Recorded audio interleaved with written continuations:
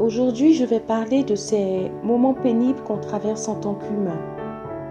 Ces difficultés qui surgissent sur notre chemin, des douleurs qui nous paraissent insurmontables et qui nous amènent au découragement.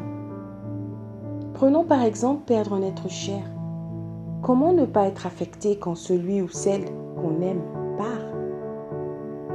La vie s'évanouit brusquement, sans crier gare. C'est vrai que ça fait mal. Sur le choc, on ne comprend pas pourquoi. On se dit qu'on aurait pu l'éviter si telle action n'avait pas été posée, telle personne ne s'était pas trouvée là. Mais dans tout ça, où est Dieu? Posons-nous la question de savoir si son Créateur n'était pas là au moment où il est parti. Rappelons-nous le passage de Romains 8, 28. Toute chose concourt au bien de ceux qui aiment Dieu.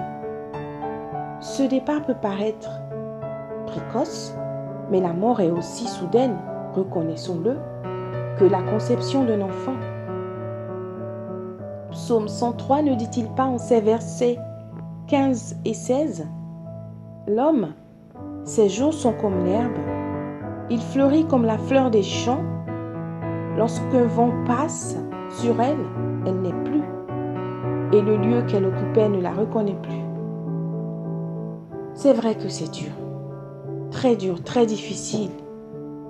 Mais je ne veux surtout pas que tu oublies que Dieu ton Père t'a laissé un consolateur qui est le Saint-Esprit et dont l'une des fonctions aussi est d'essuyer tes larmes, d'apaiser ton cœur et de panser tes blessures. Alors je te dis, tiens bon parce que ton Dieu ne t'a pas oublié. Tiens bon parce que ton Père est le Dieu de toute consolation. Il a bien dit toute consolation. Il n'est pas limité dans le soutien qu'il t'apporte au travers de ce genre d'épreuve. Et il te dit encore une fois, comme un doux murmure à ton cœur, dans 2 Corinthiens 1, versets 3 à 4.